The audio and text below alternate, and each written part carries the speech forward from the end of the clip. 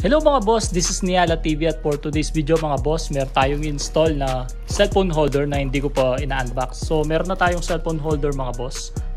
Kapag kasi nagbabiyahe ako mga boss is nabibilad yung ating cellphone o kaya kapag gusto kong magpatugtog, no, nainitan yung ating cellphone. So yung binili natin mga boss is meron siyang pinakatakip dito. So papalitan natin to ng buo itong ating Mokoto na alloy made na CP holder. Box ko muna yung box mga boss.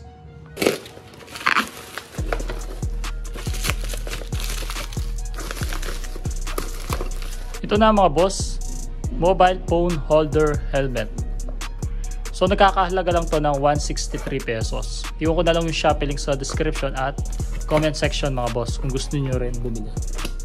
Useful to mga boss lalo na kung ikaw ay isang delivery rider or kailangan mo ng cellphone palagi kapag nagbibiyahe ka, gumagamit ka ng Waze or Google Map. Ito na yung pinaka takip niya mga boss, ang forma. Alloy itong kanyang handle. Yan, side mirror type. Meron ding clamp type nito mga boss.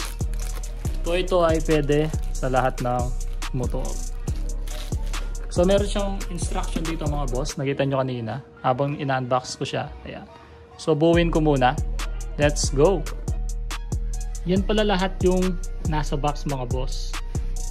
Meron ditong pad mga boss na ididikit dito sa kabila nito para hindi magasgasan yung ating mga cellphone lalo na kung walang case. Tapos dito sa baba, yan, bali apat yan.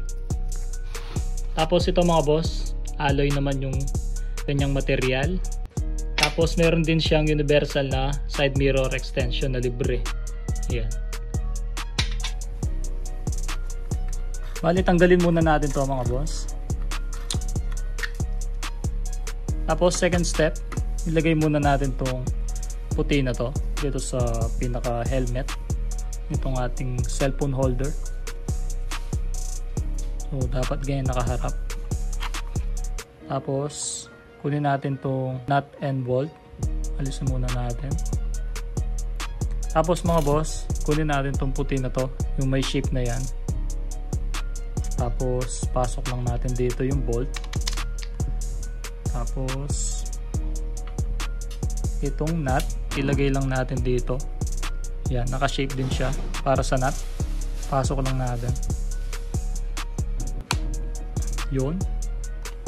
Tapos mga boss, itong nilagyan natin ng bolt, pasok lang natin dito.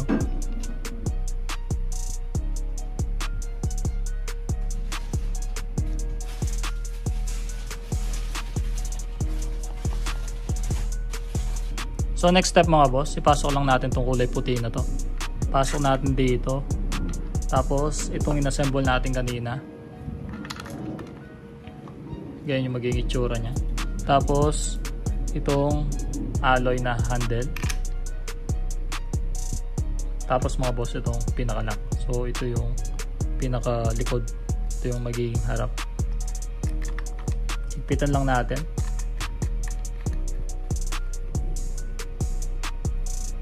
Tapos yan yung magiging itsura niya.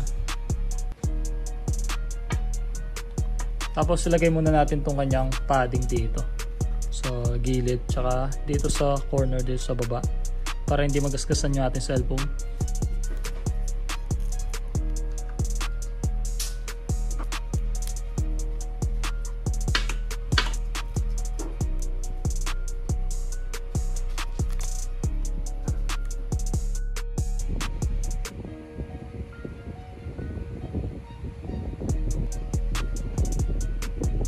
Bali dito natin siya ilalagay mga boss. Yan. Magiging ganyan yung itsura niya. So kalasin ko muna yung part na to.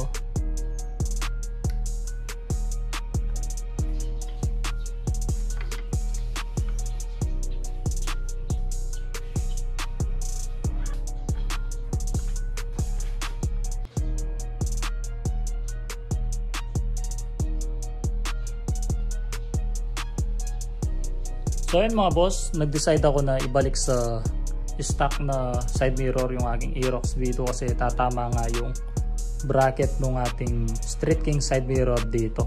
Hindi siya magtutuwid na ganun. So nakabalik ko siyang ganyan. So hindi siya pwedeng ma-install talaga. So ayan, nag-sacrifice lang muna tayo ng side mirror, balik stock muna. Pero street legal din naman kasi yung street king side mirror, no? Or LTO legal siya. Tapos mga boss, kapag i-release natin tong ating phone dito, ayan. Ayan, tapos kunin natin yung phone. Kapag naman nilalagay natin yung ating phone mga boss, ayan, basta nakaklik mo na to dito, tapos ipasok lang natin yung ating phone na ganyan, tapos i-press lang natin yung cellphone. Yun. So nakalock na yung ating phone, hindi na siya basta-basta mahulog.